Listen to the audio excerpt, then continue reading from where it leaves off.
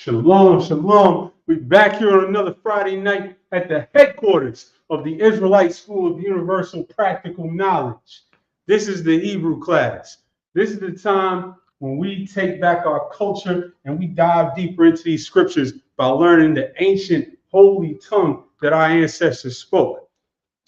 And lately, we've been diving right in. So, for everybody out there, if you're new, you must, the foundation, the fundamental is to know the alphabet, but you must know two new alphabets.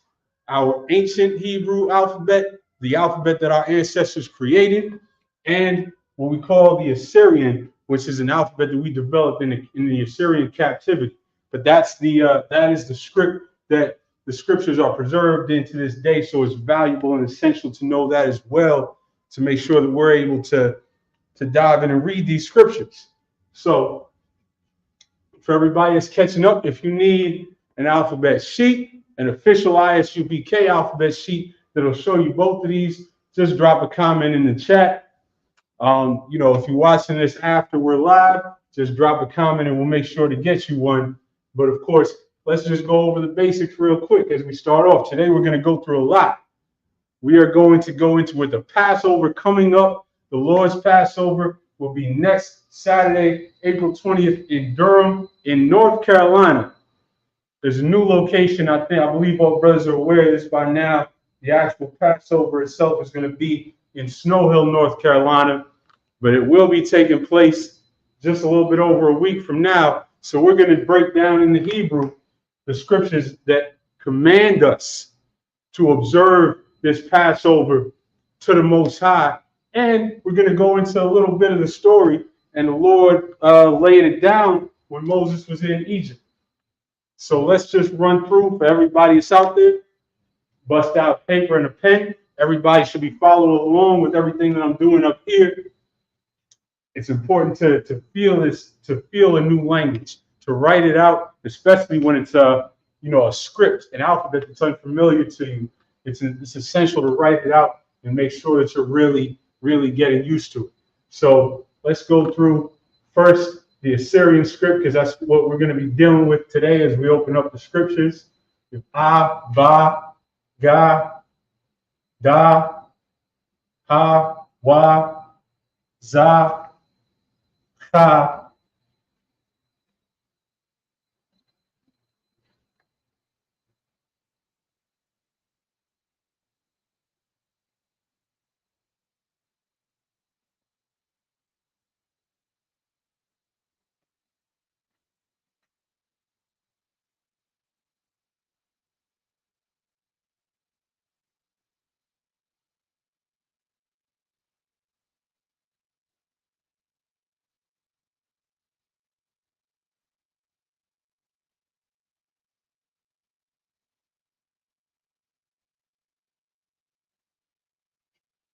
So Abagada Hawazaka Taya Kala Mana Saipa Za Kwarashata.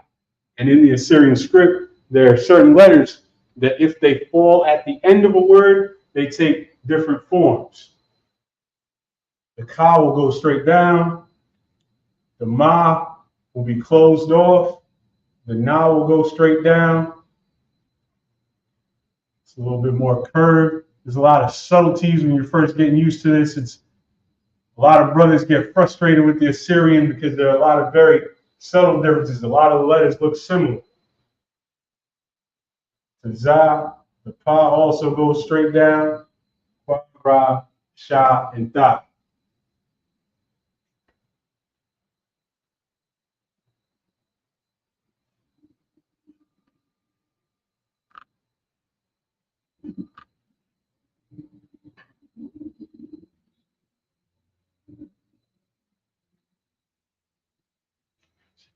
I use a different color.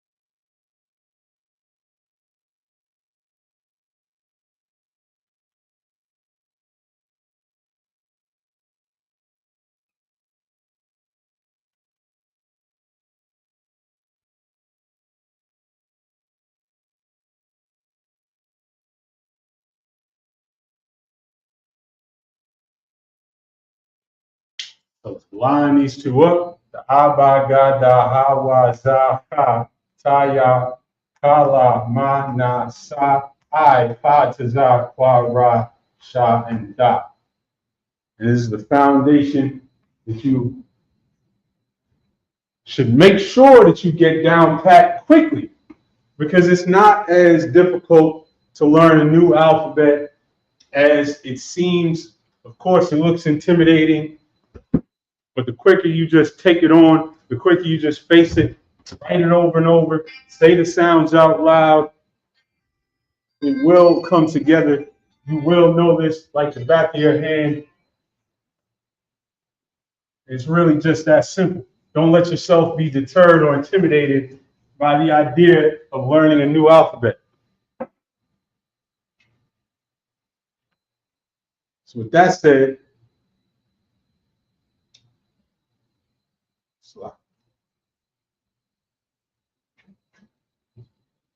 Salak, I'm teaching class right. Everything's wild. Yeah, count them. Wow. And so now we're going to go into Leviticus 23. Leviticus 23 will be read at the Passover service in the Hebrew, because Leviticus, the 23rd chapter, is the instructions on all of the high holy days, on all of the Most High's feasts that he gave to us to celebrate. And if you're learning this truth, this is one of the first things that you must understand how to do, is to throw away the pagan holidays we've been raised on, the meaningless holidays like Easter, the fraudulent holidays like Christmas, and to cleanse your mind from those and to take back the celebrations that the Lord has given us, the observances, the feasts that the Most High gave us to celebrate the things that he has done for us, to celebrate the strength and the power that he's given us as a people, to celebrate the fact that the Lord loves us. And the Passover is the epitome of that. The Passover is a celebration of what the Lord did to the most powerful nation on the planet to deliver us from their hands. And so we're going to go and run through Leviticus, the 23rd chapter, in the Hebrew. So everybody out there should have an interlinear Bible pulled up, which if you go to the Play Store on Android, there's one by Hagios Tech. There's a couple other good ones. There's a good website you can use, but it will give you the English, the Hebrew letters, the transliteration. It'll give you the Strong's number to connect it to. It's an excellent resource for you to learn these characters and learn this Hebrew. So Leviticus, which in the Hebrew is Wayakorah, because in the Hebrew, the books of the Torah are called by the opening words of the book. So Wayakorah simply means and he called. Korah is to call. That what we're going to learn, if you're catching up, the way that we break down a typical Hebrew word, everything is built into the word. So there will be a 2 or 3 letter root word at the core of the word, and a preposition like this. Wa, this letter represents and, will go at the beginning. A possessive, telling you who something belongs to, will often go at the end. This letter Yah is telling you who this is referring to. This is and he called. And that is the name that we will use to refer to the book of Leviticus in the Hebrew. So this is why. Just the camera.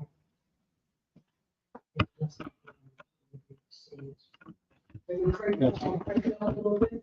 So try to keep this up. So we're going to be in 23 and 1.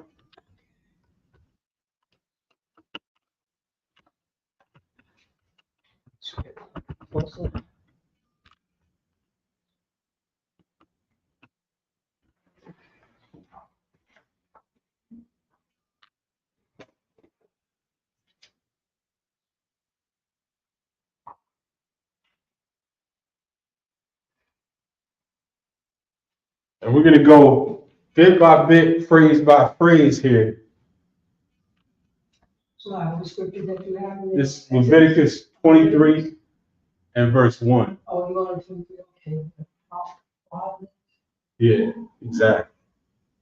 And so this says, Wa'yadabar Yahweh al-Mashah, which is, now let's break down these words. Again, as we just said, the Y at the beginning of a word, this letter at the beginning of the word represents end.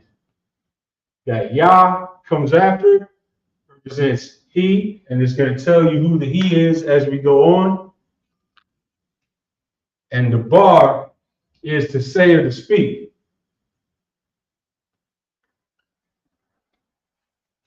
Just for reference, the King James translation of this verse will be,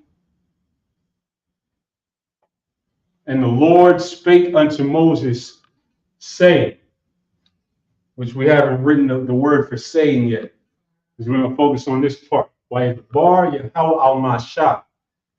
Yahweh, of course, is the name of the Most High. That's what you'll see translated into the English as the Lord in all capital letters. Al-Mashah. This Al is to Moses.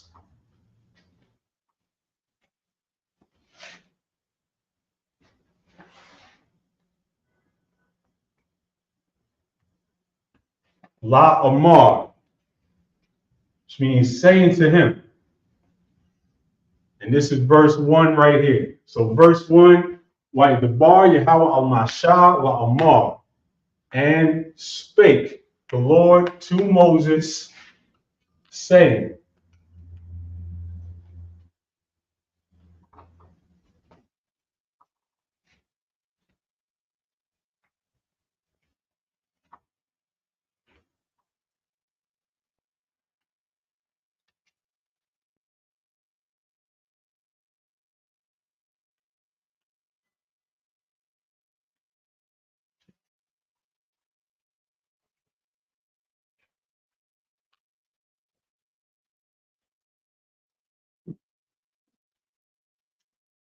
The bar Banya Yasha'al. We just saw this word, the bar, here at the core of the first word in verse 1. The bar is to speak. So now this is a command. Up here it's saying, and he spake. Now this is a command. Speak. Al, that same al that we just saw, to Bunyan. Bun is a son. You'll see this when somebody phrase, expresses their full name. For example, Ishaya Allah, Bunapari, Bun Yashal, son of Ephraim, the son of Israel. Al Bun, which is son, Bunya. This is a way of pluralizing. Usually, the plural of a word would be young, like this. Sometimes you'll see it just as ya. The ma will be cut off. So this is the plural bunya, the sons or the children, Yasha'ala, which is Israel. Yasha'ala is the name of Israel, which is also broken down just like any other Hebrew word. Shar is prince. Allah is power, or the word that would be translated into English as God. So this is prince of power.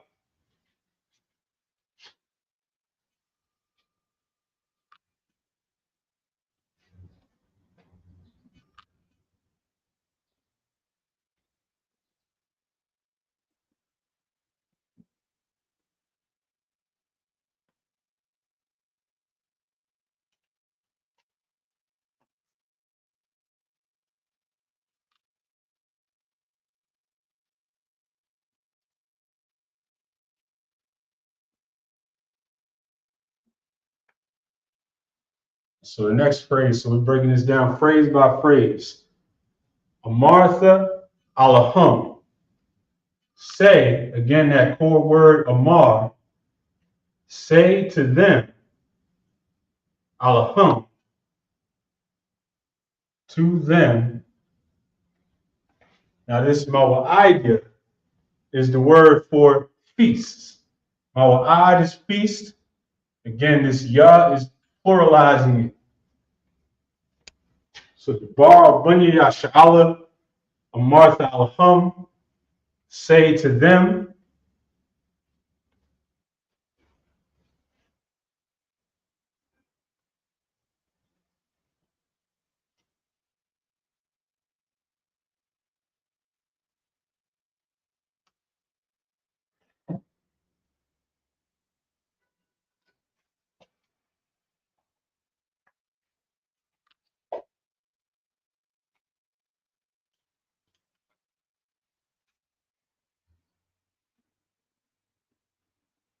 So again, for reference, English on this verse is, speak unto the children of Israel and say unto them concerning the feasts of the Lord, which ye shall proclaim to be holy convocations, even these are my feasts. So like if I got it up. Oh, Most High Christ. So as y'all can see on the screen, this is the entire verse in the Hebrew. This is what the interlinear looks like. This is something that you must have on your phone, or you can pull it up on your browser. This is an essential tool, and really start to grasp the Hebrew and learn it as you're still referencing the English in your mind. So now we have this entire verse. The bar Bunya Yasha'ala, speak to the sons of Israel. In English, speak unto the children of Israel.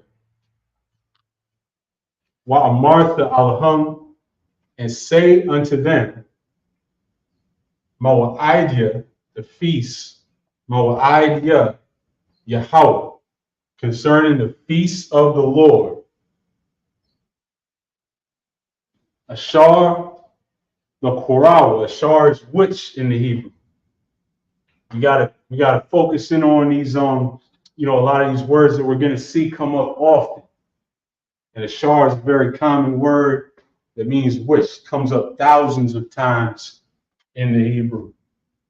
So ashar Korawa. Remember, we identified that core word, that root word korah, as to call. So now this is saying that these are the feasts which you will call, or in the King James, which ye shall proclaim to be a thumb, Makoraya, Qadash, holy convocations. Makorah is the word for convocation. Again, it's based on that root word korah. So this is of a calling, but calling in a different sense, calling as in an assembly, coming together, which is this is what we were commanded to do. This is why this word convocation is used. This is a gathering, an assembly. That's why brothers from all over the world are going to gather and assemble in North Carolina next week. It was a commandment from the ancient times. We would all go up to Jerusalem. Of course, our oppressor controls Jerusalem today. We're in our captivity over here. So we find somewhere. Commanding General Yohana finds somewhere to tell us to gather, and that's where we gather. But our nation still must gather and come together. That's the commandment in this scripture. And that's what Makoraya, Qadash, holy convocations. Alaham Mawa'idya, these are my feasts.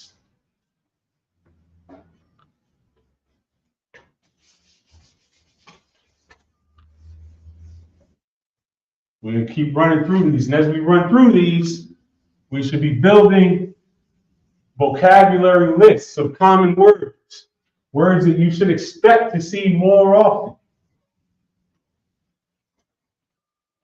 Core words where you can begin to identify and break down long word structures. Even if you're uncertain of it, you can start to identify parts and pieces and fill things in with context. And so we're going to jump down to verse 4 now. And we're going to go we're going to run through the commandment of the Passover. So verse 4 in the Hebrew,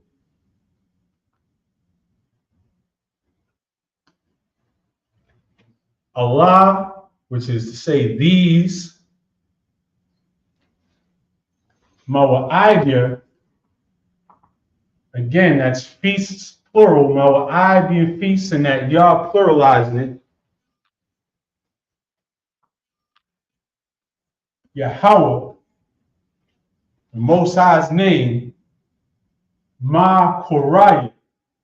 Because again, that Ma would be a preposition just like Wa at the beginning of the word. That Ma means of. So this word for convocation really breaks down to just mean of a calling. Ma Koraya, convocations.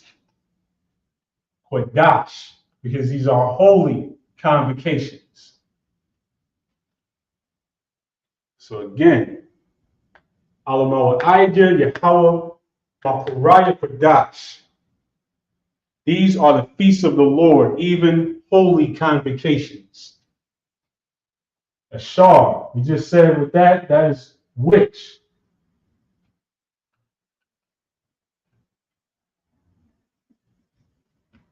Dakorawa, again, that word call keeps coming up in the middle of all these different words. Because now we're using this is a word for proclaim. Dakorawa, you shall proclaim.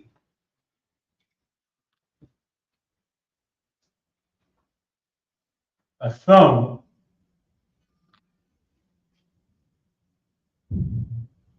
ba, which is a preposition for in. If you see ba at the beginning of a word, that's in.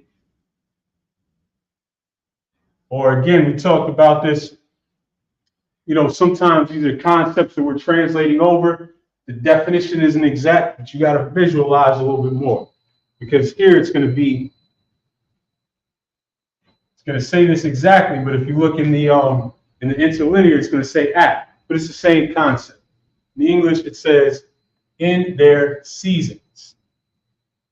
Ba mawa'aidu.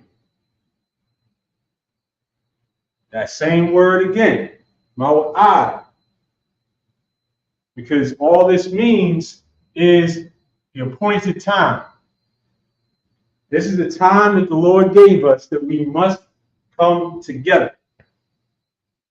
Ba mawa'aidu.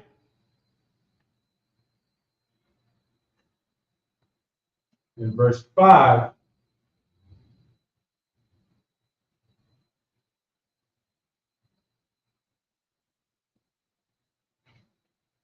Qadash, which is in the month.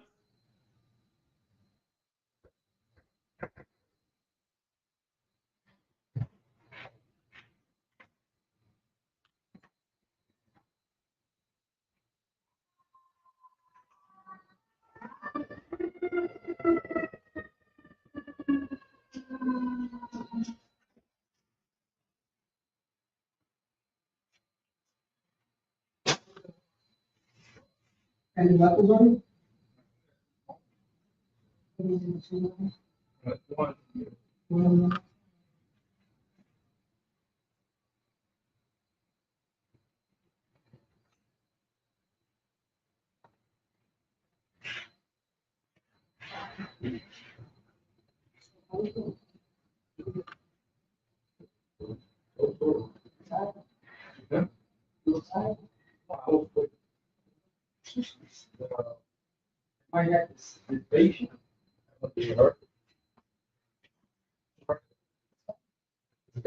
Again, everybody should be, should have their pens and paper out, be following along, writing this down right before we break it down.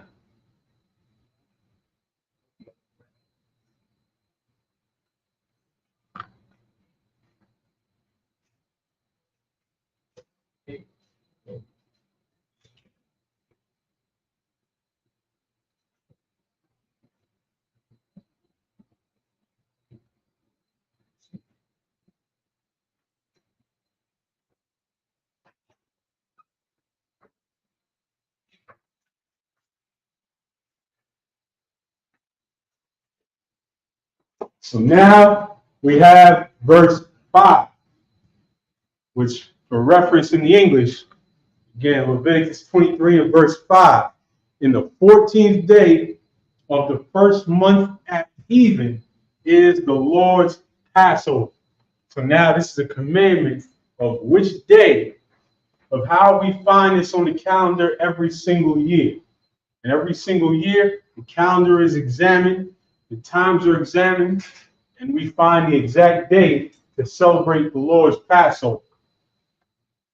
So, Ba Qadash, we talked about Ba just a minute ago as being a preposition for in. So, in month, Qadash is month, Harashwan. This is the word for the first, because this is going to be the first month. Because remember, the Passover is a time of renewal. This is the springtime. This is the beginning of the year. The white man tells you that the new year is in the middle of winter. With not one leaf on the tree, the birds are not singing, the bears are hibernating, there's snow on the ground, and the white man wants you to celebrate a new year. Well, the Lord gave us a culture that makes sense. And so we celebrate the new year when everything is renewing. It's springtime, when the trees are blooming, the birds are coming out, the bears are emerging from their caves, the sun is out, people are out, everything is out. The harvest, the corn is starting to show up on the stalks. Everything is new. This is a time for a new year. And every new year, we don't celebrate the new year because that's not a commandment. You're not going to find that in Leviticus 23. But every time around that time, we have a holy day that celebrates, that we mark everything being new. And that's the Passover, because every time we now get to gather and celebrate what the Lord has done for us. Is it possible to make that a little lighter, the red one, so I can at least know where? This one up here? Yeah, like the red. Yeah, I can do that for you.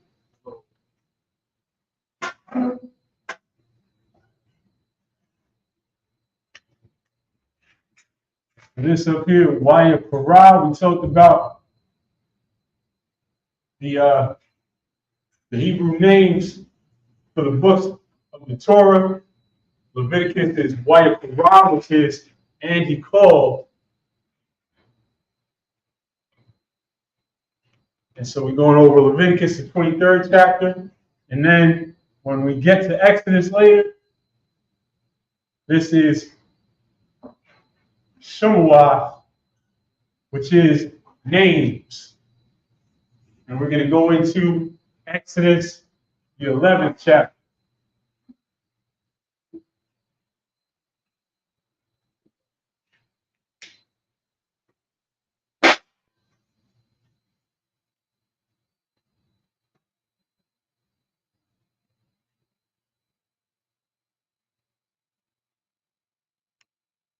And so on the 14th day of the first month at even is the Lord's Passover. Bachadash in the month, Ra'ashwan. Ra'ash, we talk about we went over the ancient script real quick earlier, but we didn't talk about the ancient script is a pictographical script. Every letter in the ancient represents a thing, a word, a character that you can visualize. And the letter Ra looks like this. This is meant to represent Ra'ash, which is head. And so now, back over here, Ra'ash, which is head, Ha-Ra'ashwan is the word for the first, because the first of something is the head.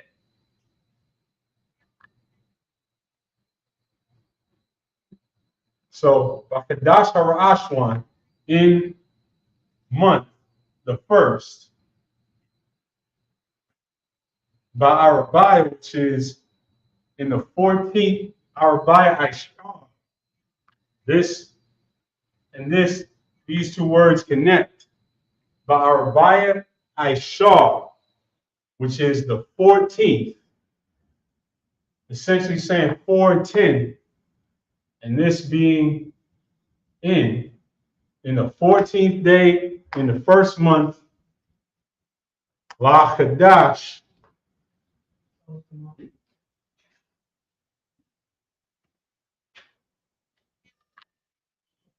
Bayan Ha'irabium Pesach La Yahweh, is the 14th day of the first month at even. Ha'irabium. This is the word for evening, which is significant in this language, in our culture, because this is how you mark a new day. You don't mark a new day in the middle of the night when everyone is supposed to be asleep, when every normal person is asleep. That's not the beginning of a new day. The beginning of a new day, this word, if you go into the Hebrew, if you dive deeper, it's really twilight. When you see even, when you see it getting dark, when you see that the sun is down and the sky is dark, that is the new day. And so that's what marks the beginning of the Passover.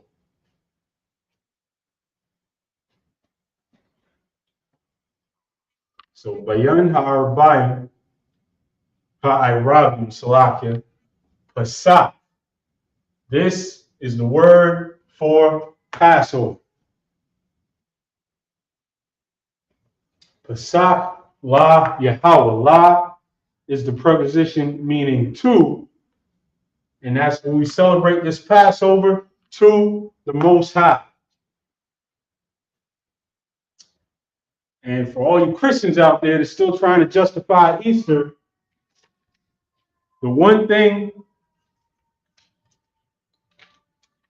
unfortunately, you can find the word Easter in the King James Version, but as soon as you go into the Greek, you find this exact word right here. There is no such thing as Easter. Easter is a pagan celebration. The Israelites who followed Christ, who recorded their goings on and their doings in the book of Acts, celebrated Pesach, celebrated the Passover.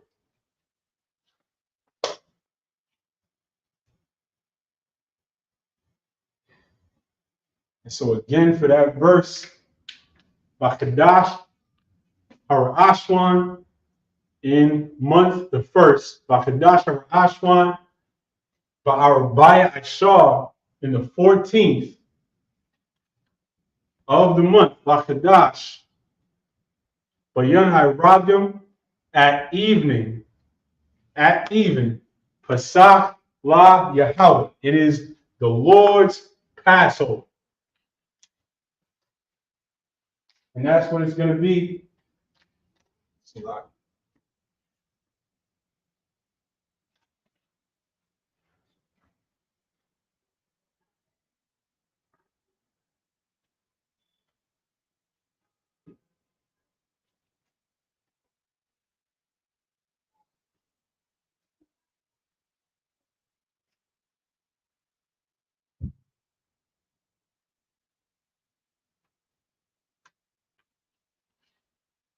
And so now we're going to. So, how you pronounce Twilight again?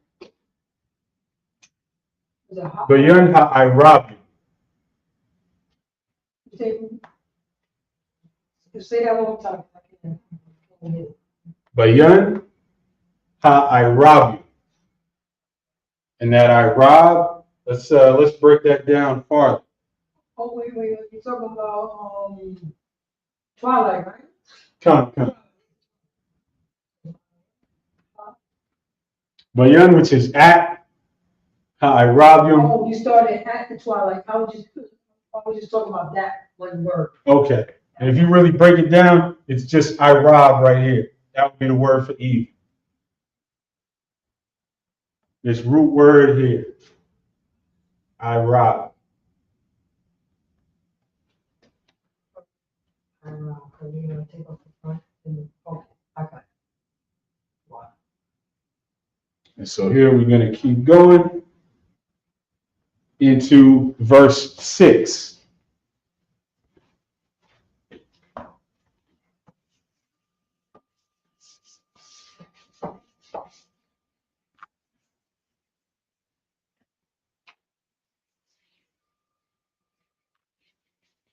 This is great. We got a new eraser.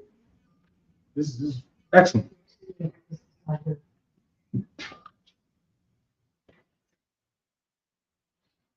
All right, now verse 6.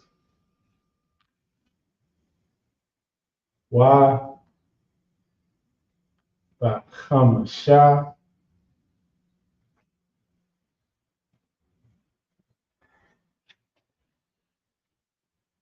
Aishar, because as soon as the Passover is over, then the next day we observe the beginning of the Feast of the Unleavened Bread. Why do we do that? This is why. Why Bachamasha Aishar, which is on the 15th. And so now, on the 14th day at even, we celebrated the Passover to the Lord. Now, on the 15th, Yom, which is month, or Salaki, Yom, which is day, Qadash, which is of the month.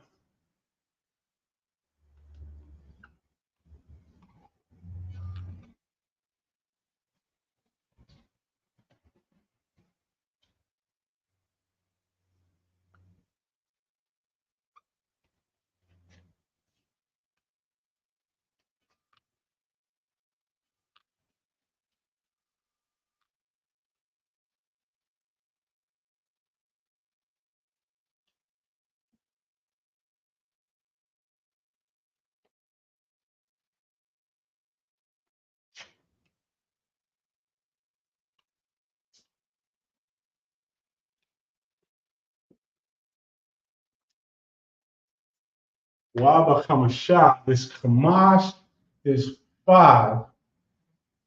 So Wa, Ba, and in Hamashah Aishar, which is 10 and 5. This is how you say 15 in Hebrew. Wa, Ba, and in Hamashah Aishar, the 15th, Yom day, Lachadash of the month. So Wa Hamashah Aishar, Yom Lachadash, Azachad, Hamatazawat, La Yahweh. This is this. This is the feast. Now we went over in earlier verses Mawa'ida, but that word Mawa'ida is the word for convocation. That's the word for coming together, assembly. This word here, Chag, this is the word for feast. Chag Hamatazawah, because Matazah is the unleavened bread. Ha matazwa is feast. Chag hamatazwa, feast of the unleavened bread.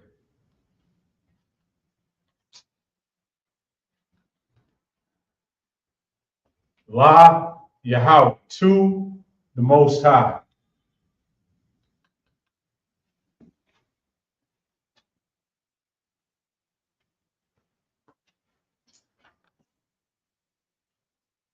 Shabbat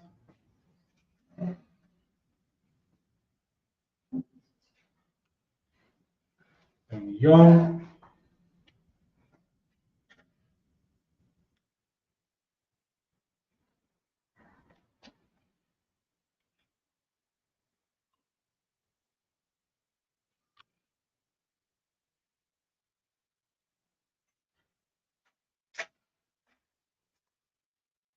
Shabbat Yom Yom. That Shabbat is the word for 7. We just talked about Yom is the word for days. We spoke earlier about the Yom pluralizing something. Yom Yom is days. 7 days. Matazawah Ta'akalua. Again, Matazawah, unleavened bread. A call is the word for eat or consume. This Y at the end is saying that this is directed at you. You shall consume unleavened bread for these 7 days. This is a simple, straightforward commandment. Before this, sir? Oh, Slack. The root word in there is a cow. Is a cow is eat. Correct. This is a call, which is eat. And so this is a very simple commandment. As soon as this begins for 7 days, you are not to eat leavening. You are to eat unleavened bread. So there's a commandment, because it's going to go into more detail. There's a commandment of what not to do and a commandment of what to do. You can't just get rid of all the unleavened bread and then only eat celery and carrots. You are to eat the unleavened bread because the purpose of this is to remember what we were going through. The purpose of this is to remember exactly what happened in the ancient times when we were cast out of Egypt and had to get out of there quick fast. And they threw unleavened bread on because it's something that we had in our culture. You can go all the way back to the time of, I think it was Lot, that served unleavened bread to the angels because it's something we had in our culture. If you needed to put something together real fast, you would throw the unleavened bread in. Oh, so like, and something that's like health wise, you're eating unleavened bread because it's solid. So, the Lord actually has you doing something, though you're struggling. Right. You're actually putting something in the stomach. Salary won't do it because your stomach will shrink, and that can give you health issues. So, right. So they talk about the food pyramid. You got to make sure to get your grains and get your carbs. Right. The Lord gave us something to replace bread, which is why this thing was in our culture from the jump. Which is why we had this. We always had a type of bread that was when you had time to let it rise, to let it bake, to let everything come together. And then there was a type of bread when you just had to throw some flour and water together, bam, and throw it in.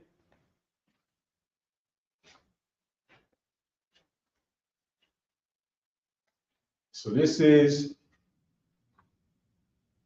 the 6th verse. Again.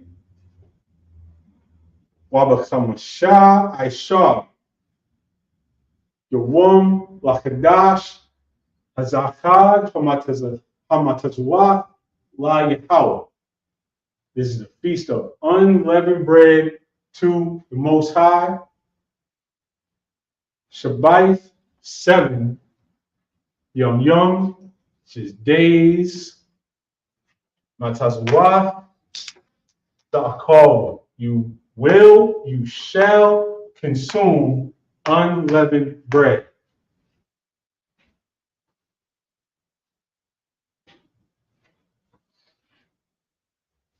And just as important, verse 7.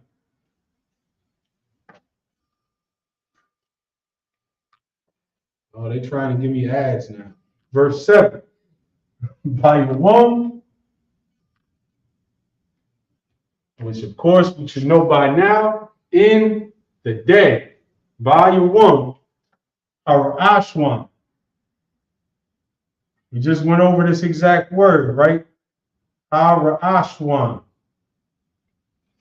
The first, because Ra'ash is head, the first day. Ma Korah. Remember this from a few verses ago? Ma Korah is the word for convocation because this is of calling. You are called to come together. Qadash, because this is a holy convocation.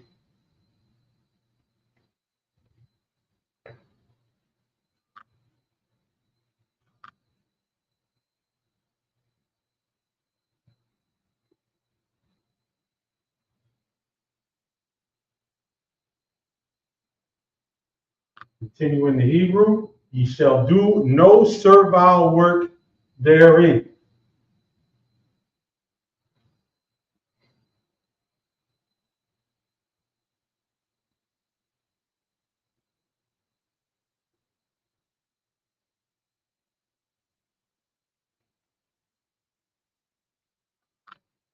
And this word is the key word here. For any understanding of the Sabbath or any other day we're commanded not to work, I ba da. This word I ba is to serve. It is servile work that you are commanded not to do.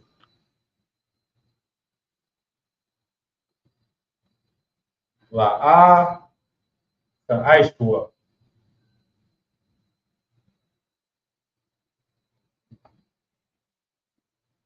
So, Bayawam Harashwan, in the first day, Bayawam Harashwan, Makurah Qadash, a holy convocation. Bayawam Harashwan, Makurah Qadash, in the first day, a holy convocation, Yahaya Lakam Kal Malakah. Yahaya Lakam, you shall have. Kal Malakah, Ibadah. This is servile work. The call, every time you'll see this, is the word all. You're going to see that many times in the scriptures. This is all, or in this case, it's the same concept when you say in the English, this is you shall do no servile work therein. So the word all is saying all servile work shall not be done. La'ah ta'aisha. We've seen quite a few times in this verse that da at the beginning of the word is signifying a command.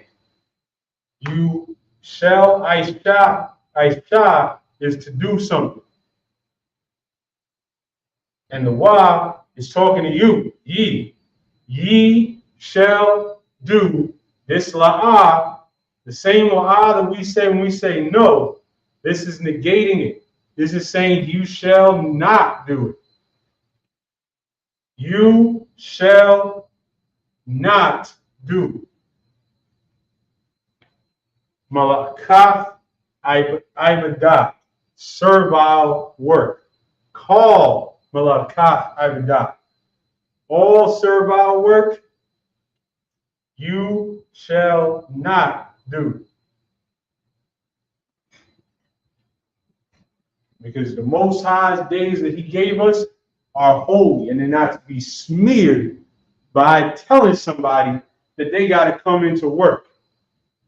Because you got to remember, that's what these commandments are for. These commandments are not, these commandments are for the employer, the person who has control over this.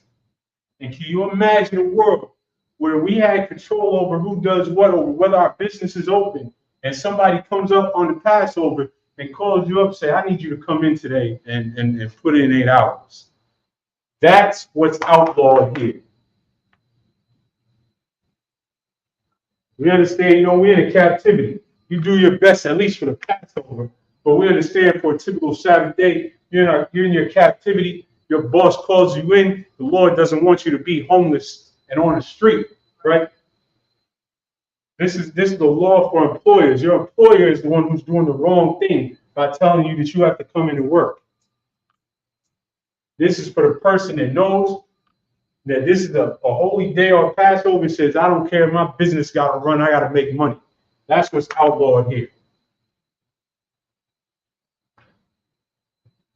So we're going to keep rolling.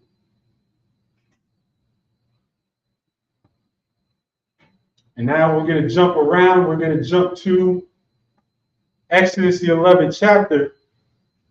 So we're going to see how we got here. How did this become such an important, crucial day that we must observe?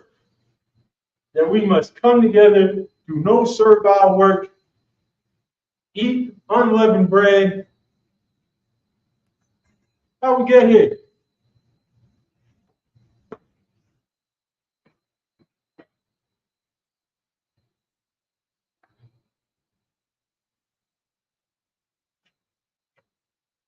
Exodus 11 is how we got here.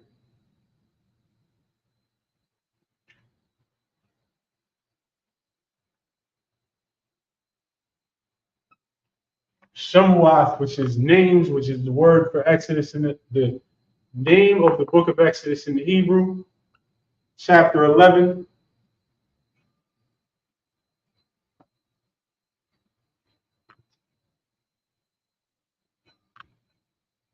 And verse 4.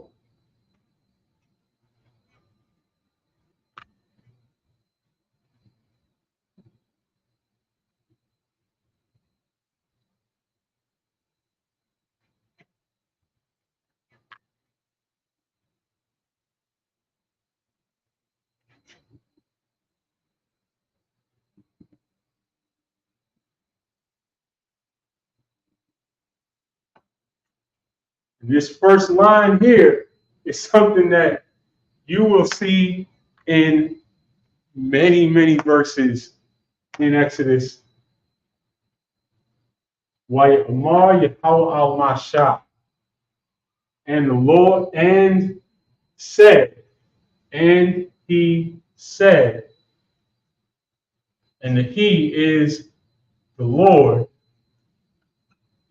al Mashah, which is to Moses. Amar Yahweh al Mashah. And the Lord said to Moses,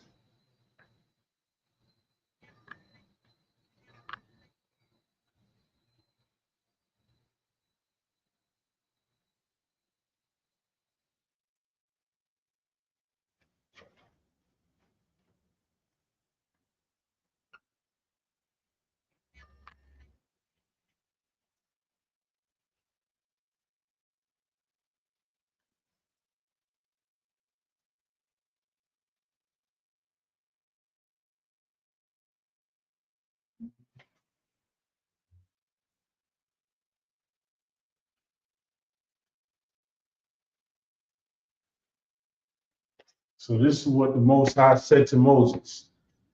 Iwad Nagai. This Nagai is the word for plague. So we're in the midst of all the plagues being brought on Egypt. And this word Nagai is the word for plague. Iwad Nagai Achad. Achad is one. And the Lord is saying, yet one more plague.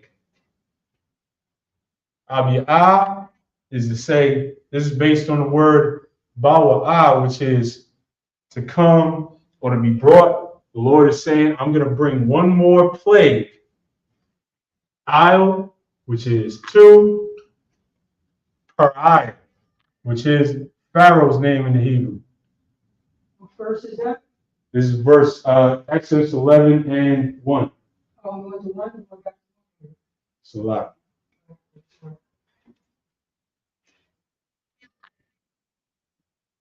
Well, I'll and upon Matazarian, which is Egypt. And the Lord was going to bring one more plague that was going to do what?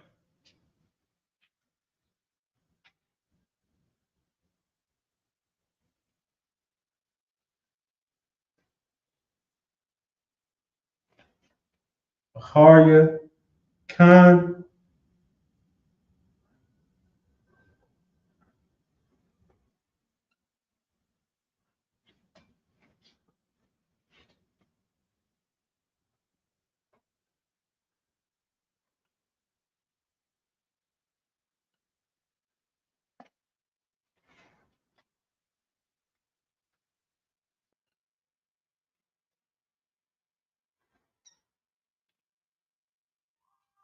And after this one more plague, afterwards he will let you go hence. Harya Khan Yashalak.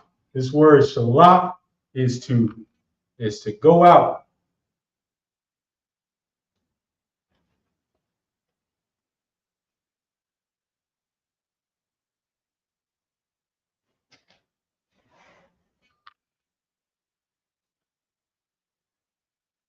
And the Zah is one that we can break down as of this. He's going to let you go from this place.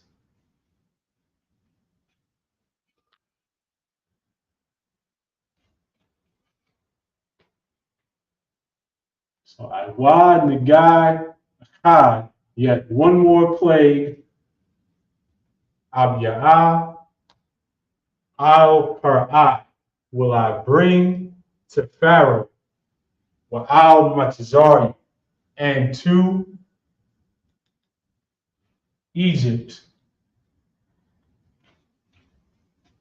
Acharya Khan Yashalak, after this, he will let you go, Athkam, let you all go, Mazah, from here, from this place. And so we're going to jump to verse 4. We're going to jump around a little bit. Stick with me.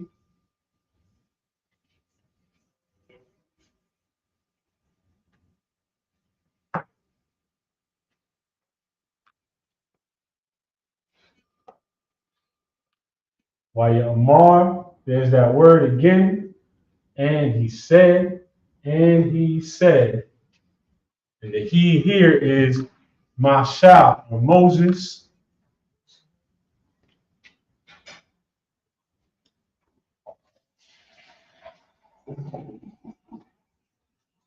Ka Amar, Yahweh. Thus saith the Lord. Same word, Amar, Amar. Waya Amar, what? Waya Amar, Masha. And he said, the he being Moses, Ka Amar, Yahweh. Thus saith the Lord.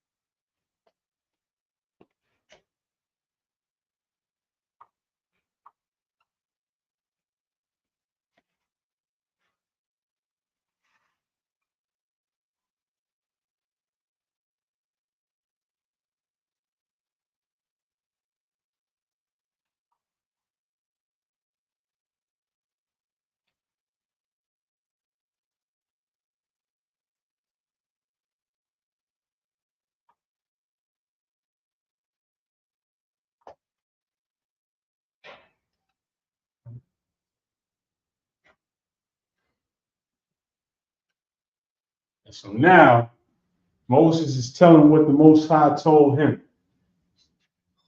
about, which is katazah, which is based on the word ka'aiwa, which is the middle. So this katazah, ha layla, which is the word for night. This is the night. So this is how you say midnight in the Hebrew. Katazah halayla, about midnight. Anya, which is how you say Anya Yawataza, Bafulka, Matazari. So the Most High is saying, about midnight, Anya Yawataza, I will go out.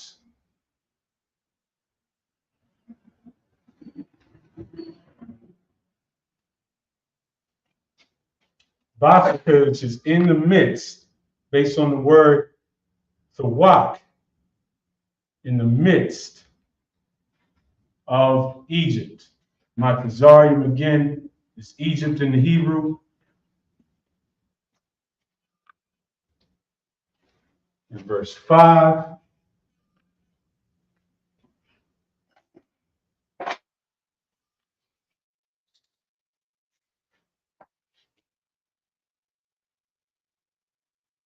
Wa Ma.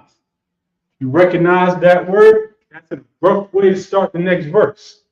The Lord said he's going to go out into the midst of Egypt, Wamath, and shall die. It's that simple. All, which is all. Been through this word a few times, right? Call ba kawar, all firstborn.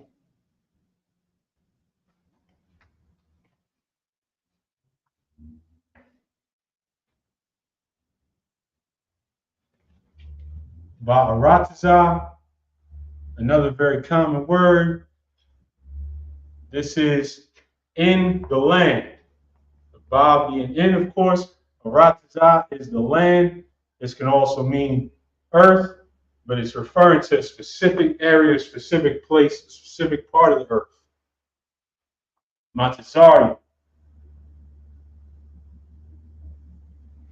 I have to go over that word again, right? In the land of Egypt. Ma Bakawar. That ma is a preposition we don't talk about often enough, but this means of or from.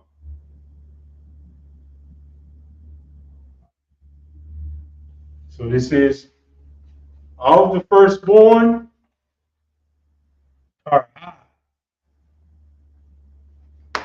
Pharaoh.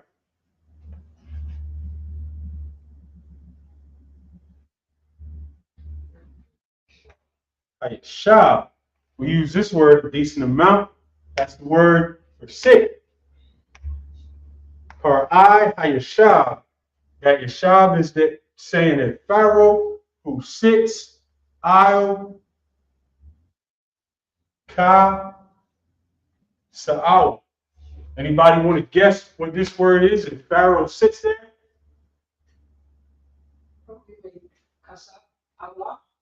Kasa'al.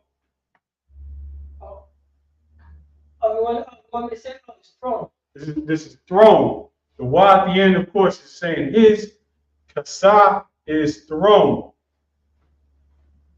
So this is saying, this is the Most High saying that this is not going to be some little thing. This is going to hit Pharaoh himself. Pharaoh himself has a firstborn, right? All right, well, if Pharaoh wanted to play games, Pharaoh's firstborn is going too. Everything. And we're going to keep going in this verse.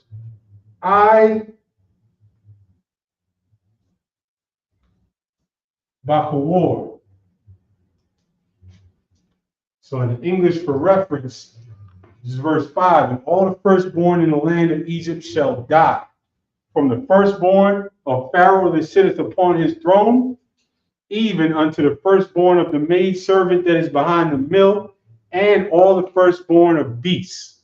So from Pharaoh all the way down to the lowest person in the kingdom of Egypt, all the way down to even the rat. If an Egyptian rat had a firstborn, that Egyptian rat didn't have a firstborn the next morning. That's telling you that the Most High does not play. The Lord don't play about his people. Right. And when it's time to execute judgment for people that have oppressed us, even your rats can get it. So like the Most High's a gangster. He that neighbor to kill your dog and go get the newspaper in the morning, see you like, right. Say hi to you. Right. When it's time, it's time. And guess what? That's what Esau is so worried about. Right. That's why Esau fights his truth so hard. Because if you admit that Christ was black, if you admit that the Jews were black, if you admit that everybody in this scripture connects to the people that you are oppressing today, and we're celebrating this, what do you have coming? What do you have in store for you?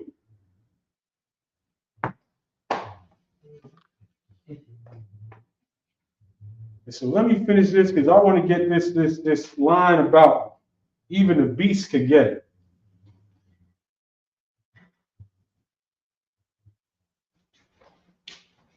Wa call, which is and all, Bakawar, we just established that's the word for firstborn, right? Bakal Bakawar, Bahama, which is animals. Bahamah is a beast, an animal, a cattle, whatever. Or called Bakawar Bahamah. And all of the firstborn of the beasts. If there was an Egyptian cricket, that Egyptian cricket was losing his firstborn. Everything in that land that oppressed us had to pay. So when y'all out there, when you brothers that like to try and save the white man, well, what about, Randy at my job? He's such a nice guy. He's a part of a nation and a system that has been oppressing your people for 400 years with no mercy. And what has he done against it? He's a nice guy that is living a comfortable life because of the enslavement of your ancestors. And for no other reason. Because Randy, at your job, is the most mediocre guy at your job, I guarantee. If I may, the word for animal, is it pronounced Hamas? It's Bahamah, it's the whole thing. Oh, it's for the whole thing. So it's cause I thought it was like, you know what I'm saying, of the. I thought it was like of the animal. Yeah, Ba is not a preposition in that one. It's Bahamah is the word.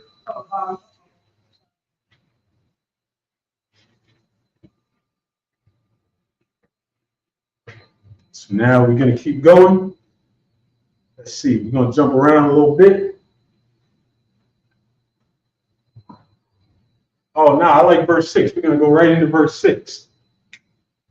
Verse 6 is beautiful. In the English, and there shall be a great cry throughout all the land of Egypt, such as there was none like it, nor shall be like it anymore. It was a great, all at once. Everybody woke up the next morning and found out that their firstborn child was gone. Even the animals were wailing and moaning and groaning. Everything in the land of Egypt were all crying all at the same time. And that's a beautiful thing. Don't you want that? You soft brothers that are trying to save your oppressor, don't you want to hear everybody from the nation that raped your grandmother, that beat your grandfathers to death, that made our whole nation into a bunch of whores and homosexuals? Don't you want to hear them all wailing together in pain? Don't you want that? I want to just soak and bask in the tears. I want to make a soundtrack out of their crying.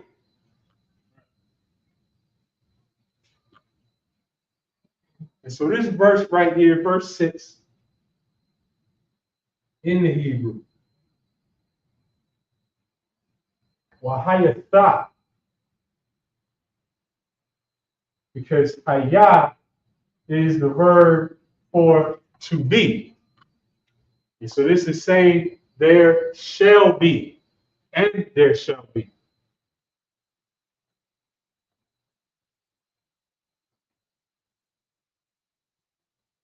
Tazaiqua, Gadalah,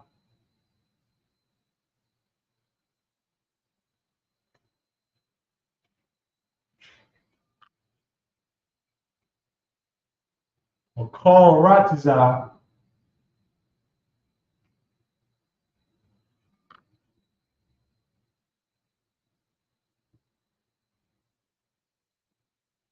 Ma Zari.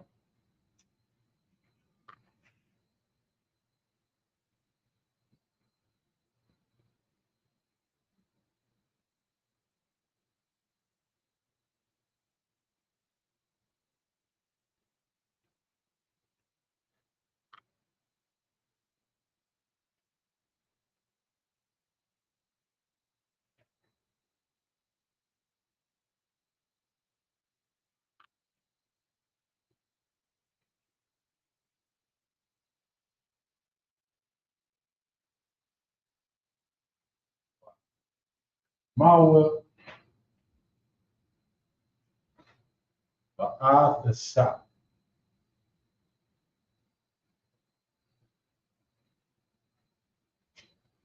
All right, here we go. Verse 6. And there shall be a great cry throughout all the land of Egypt, such as there was none like it, nor shall be like it anymore. So Wayahaya, Wahayatha, which is and there shall be. Tazaikwa, this is the word for cry.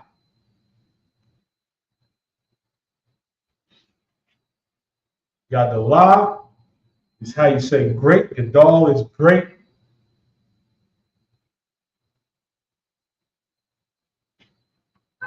Bakal, we should have this down by now. That Ba is in, Call is all, Aratazah is land. Remember, this is a specific area of land. So this here is referring to the land of Egypt. Matazari. Ashar Kamarwa. That Ashar again is which?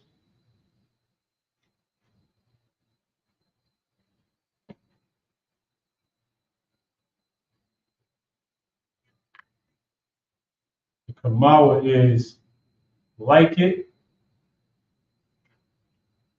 La'ah, remember when negating something with that word la'ah.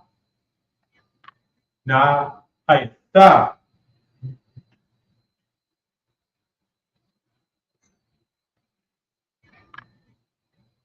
Wakamawa, la'ah, the sa.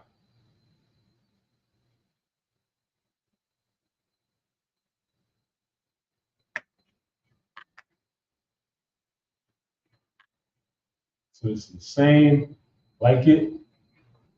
So now let's check that.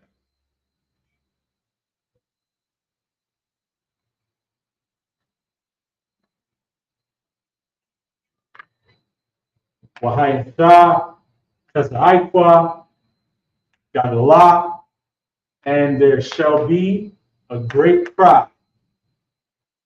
Wahayatha, Tazaikwa, Yadalah, Makal Ratazah Matazarium, in all the land of Egypt.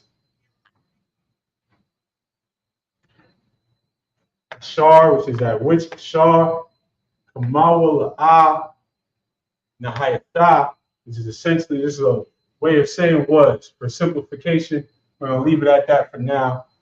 Shar, Kamawa La'ah, Nahayatha, Wa, Kamawa, same word, and like it, La'ah, the Sa, never again. Not again will there be a similar cry, because the Lord was doing something that he was never going to do again. There's going to be a whole different type of cry that our oppressor today is going to go through. But this exact thing, this firstborn, this was for us to observe and remember the Lord's power forever. Because this was something that there would never be something just like this. There would never be a repeat of this.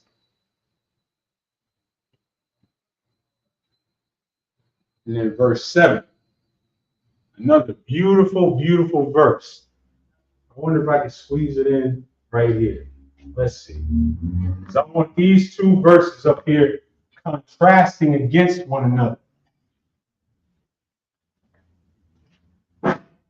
Verse 7 in the English, but against any of the children of Israel shall not a dog move his tongue against man or beast, that ye may know how that the Lord doth put a difference between the Egyptians and Israel.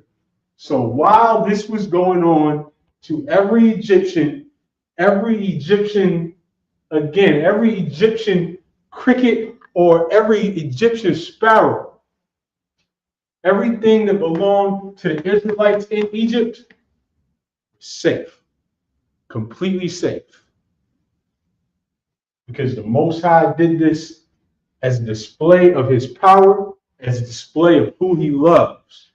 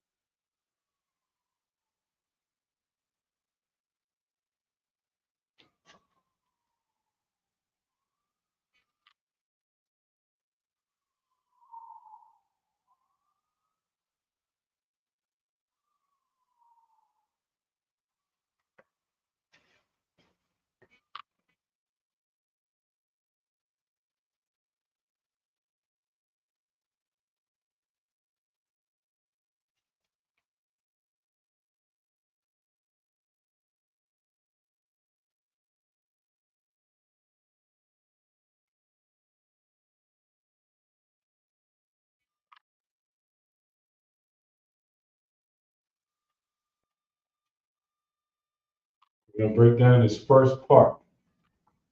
This is, but against any of the children of Israel shall not a dog move his tongue against man or beast. Wa lakal, but and to all. This wa is and, of course. The la is to, call is all. And to all. Bunya yasha'ala. We saw this phrase already. Bun is a son. The Yah here is pluralizing it. You don't have the whole yum. In this case, it's just the Yah pluralizing Yasha'ala. And to all the sons of Israel, which of course, sons is representative of all of Israel. La'ah Yah Karataza, which is Karataza is to move in this case. La'ah Yah Karataza Kalab La Shanya. Kalab is a dog.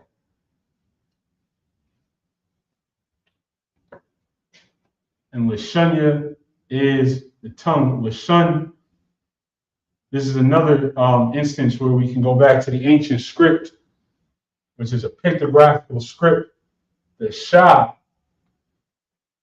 looks like your two front teeth. This is meant to visually represent teeth. So shun is tooth or teeth. La shun, that la, remember, is a preposition meaning to. What goes to your teeth, your tongue? So la shun wa, their tongue. Well, a call bunya yasha'ala, la'ah yafratiza, kalab, la shun. Well, my ayash, ayash is man, wa'ai, and two, ba'ama, beast. So we've been seeing a lot of words popping up, a lot of repeat words. We should be building a vocabulary, starting to recognize, starting to break things down, starting to be able to, to break a long word down. And at least if there's some piece that we don't know, we can isolate that piece and then perhaps fill it in based on the context of the sentence.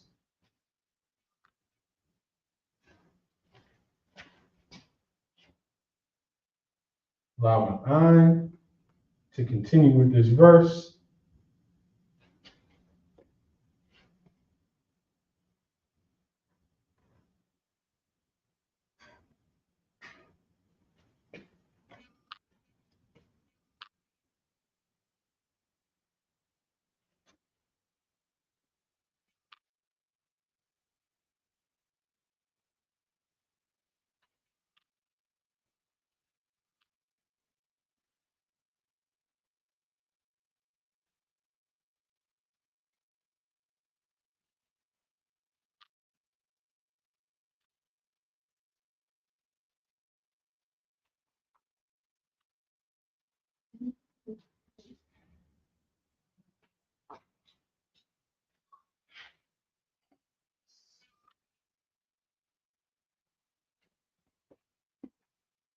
So now, why did the Lord do this, include this, phrase this way?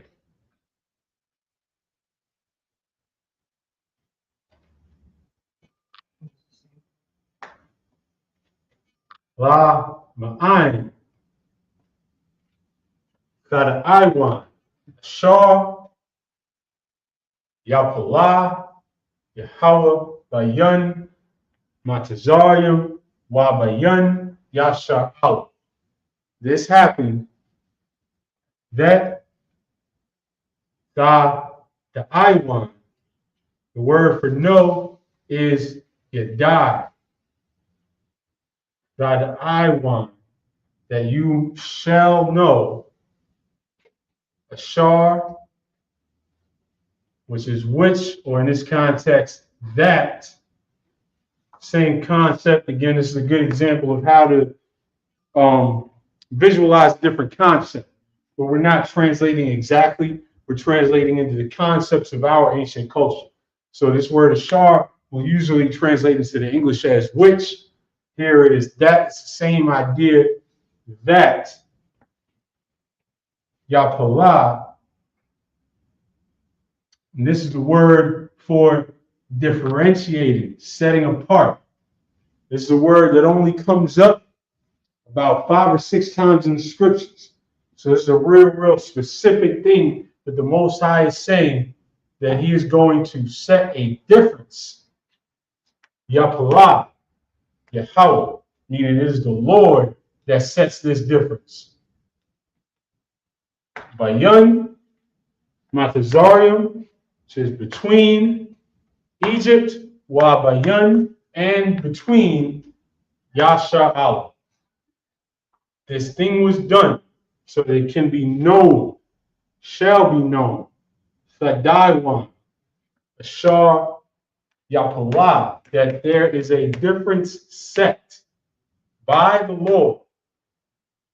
Bayan Matazarium, but wa Bayan Yasha Allah, between Egypt and between Israel. And the Lord sets a difference between Israel and any other nation that we come up against or across or in the midst of. The Most High sets a difference between them and between Israel. He's looking at us. He's protecting us. He's also holding us to a standard. But at the end of the day, the Most High's love for Israel always delivers us. And that's what we are meant to remember and to celebrate every year at the Passover. You were going to say something? Oh, And that's why this is so beautiful. that affects a lot.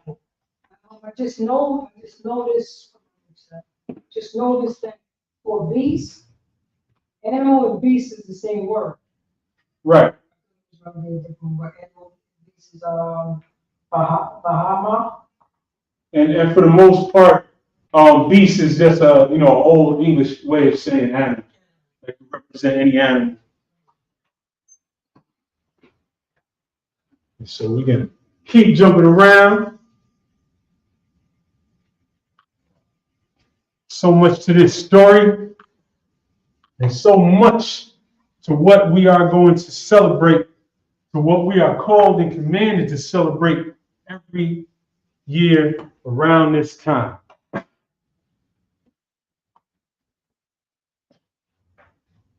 So we're going to go to chapter 12.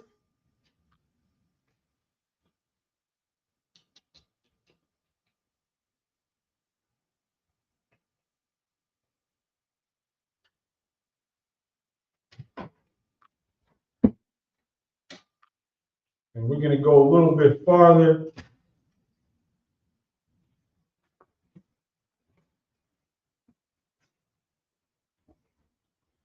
And we are going to start at verse 39 in chapter 12.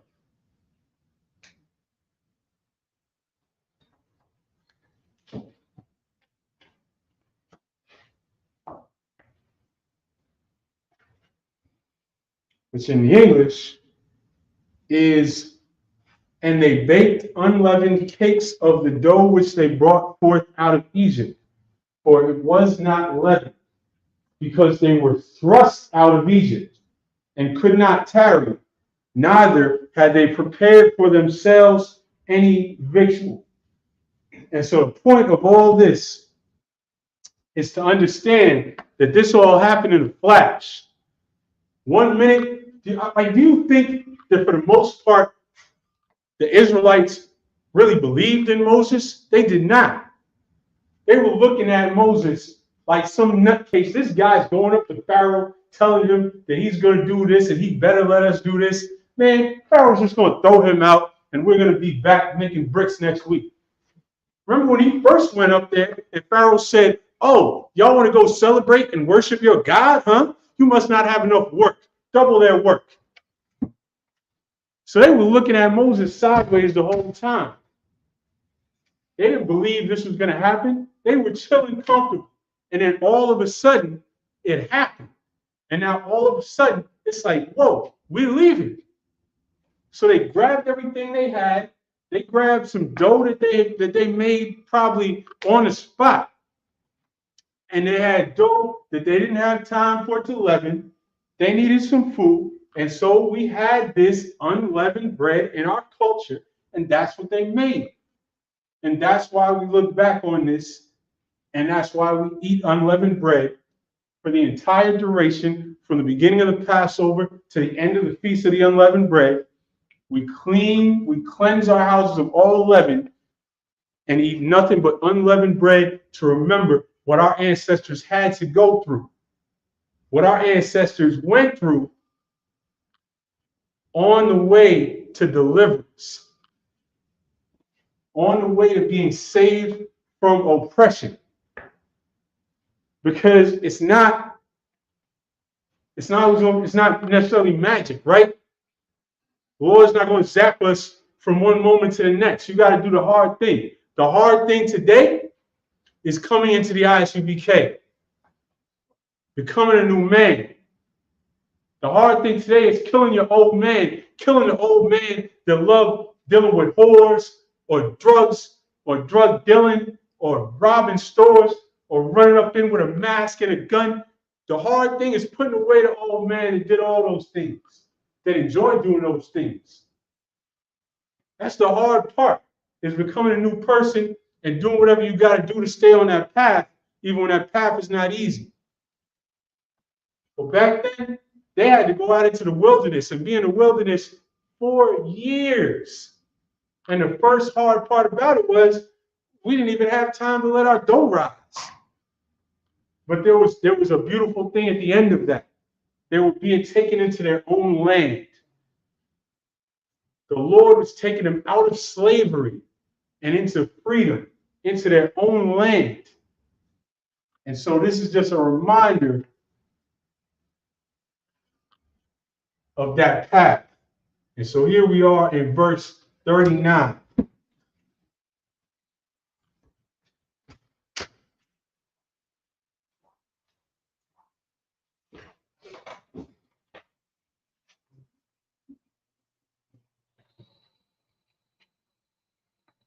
Like, if you do it on 12:39. Come.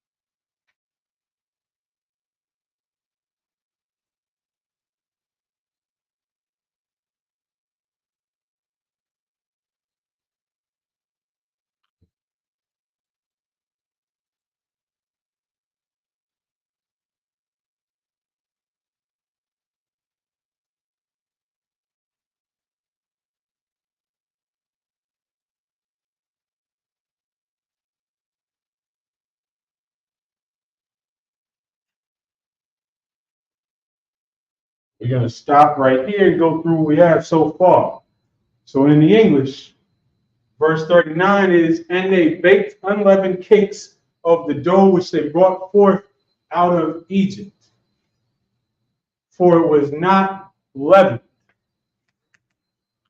And that's where we're going to stop so far. So, Waya'apwa, this apa is to bake.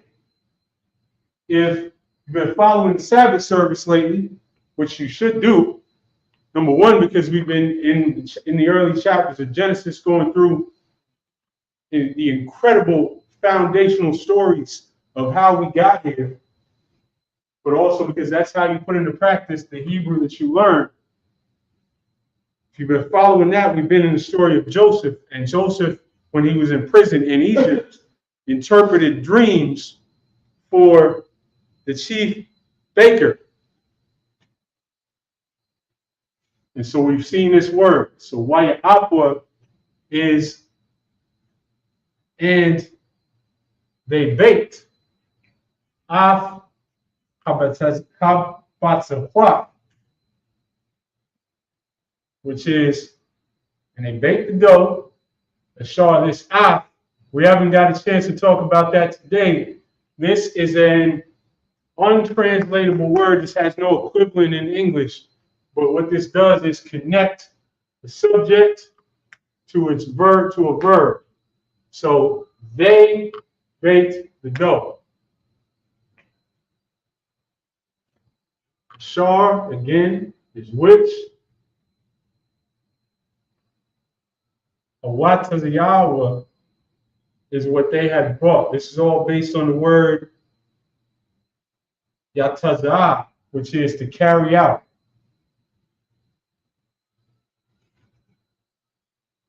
Which they carried out, ma, which is a preposition meaning of or from, matazari, from Egypt.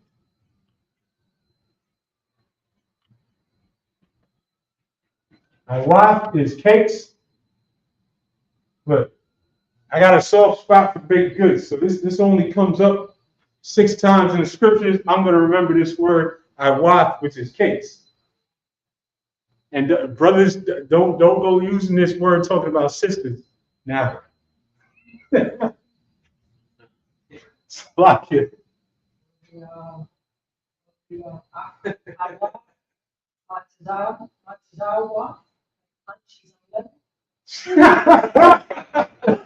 That's a. Please don't tell sister she got unleavened cakes. I think you might kill her self-esteem forever. So, Iwaf, Matazawaf, they baked unleavened cakes. Kaya la'a kamataza. That kaya is the word for because or for in the sense of because. La'a, we talked about negating something. And this kamataza is the word for 11. This is what you are to remove from your house before the beginning of the Passover. You are to remove all chamatza, anything you are to go through your cupboards, find the ingredient list, find anything that has leavening in it, and get rid of it. Eat it. Just eat it. Spend this week eating all your leaven, and if you don't eat it, you got to throw it out. But this is why, because they did not have leaven. Kayala a kamataza.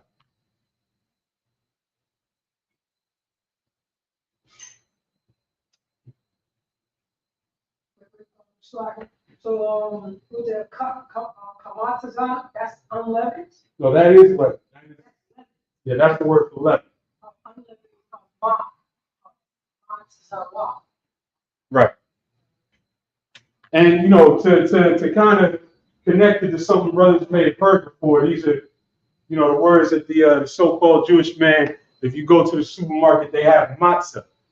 That's matazawa, matzah, unleavened. And you know, you might hear them talking about that to get the chametz out. That's chametz out. You got to get the leaven out of your house.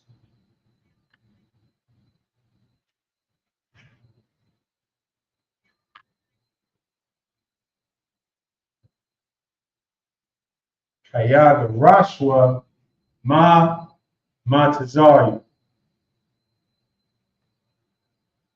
Because they were driven out. The word garash is to cast out or to drive out. So garash what? They were driven out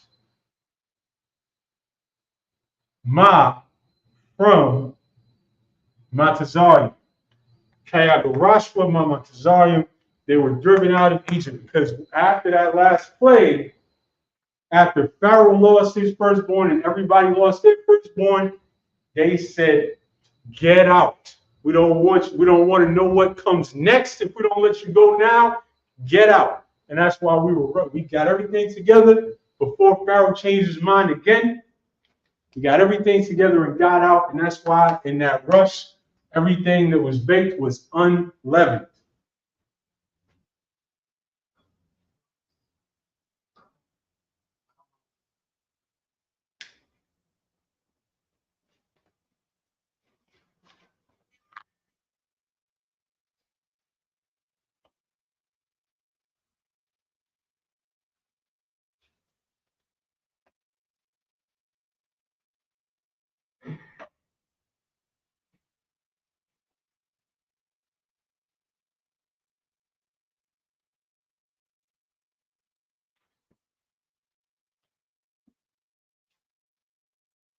And that's in English because they were thrust out of Egypt and could not tarry. And so, Wala'ah, Yakawa, and not could, and this is the word for tarry, and it's all based on the word maha. Maha is the word for tarry. This is a perfect example of you're going to see a long word, a long Hebrew word, but if you can recognize something in it, if you can recognize the root word, if you can start to break down pieces of it, you can figure it out with the context. So, and they could not tarry while gum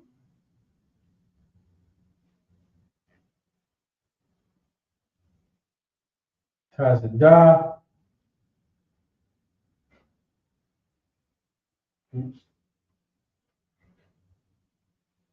Ra'ah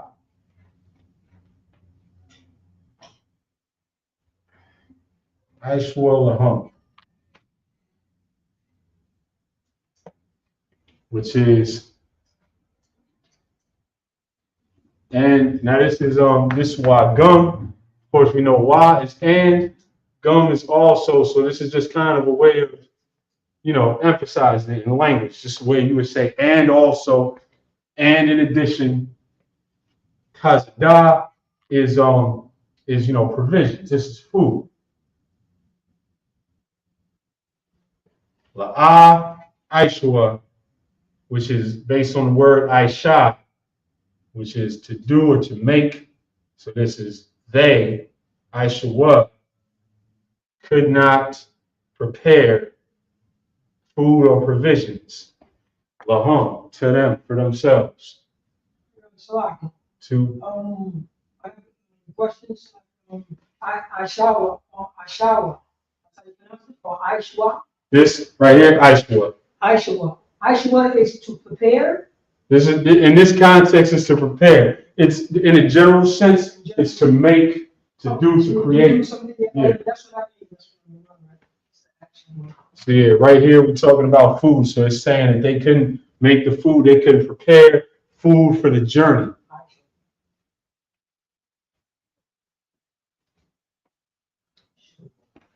And that is a journey that our ancestors took because the Most High delivered us from our oppressors.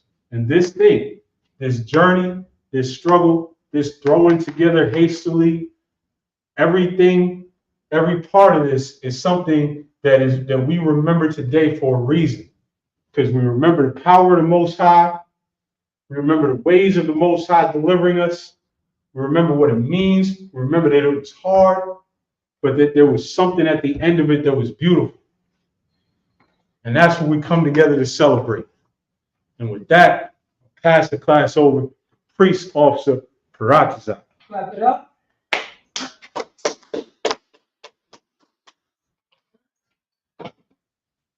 ISBK security announcements. We are at ISBK. Start off with 1 West 125th Street, Harlem, New York. See here, rules for new brother or sister. When a new brother or sister come into the school, they are off limits for 6 months. They are to be saluted only. They are here to shed themselves of the work. If they need transportation, the teacher will arrange it. After 6 months, if a brother or sister has an interest in a particular person, he or she must get permission from the head to speak to a brother or sister. There is another 6-month period in which the brother and sister will court each other. After this 6-month period, the brother and sister will get permission from the head to marry. Tithes, which is a commandment. Numbers 18. Numbers chapter 18 verse 21. Malachi chapter 3 verse 8 through 10. Mean 10 in the Hebrew, ma'ashua.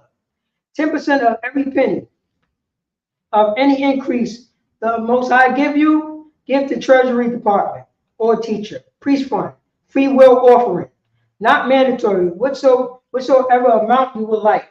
Upcoming Holy Convocation is coming up in the next about a week and a half. Well, in the next 2 minutes.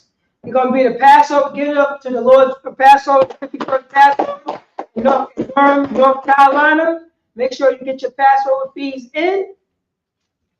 Let me see here. For any brother, anyone wants to be a trooper in the school to start wearing all black boots, shirts, pants, headbands, and scarf. And with that, Minute Israel, we're going to give one courtesy salute. Minute Israel Amaju, which means to stand. Minute Israel Amaju Shabbat. Amaju, Barak, Yah, Shemya, Shabbat, Yah's Matah, class dismissed.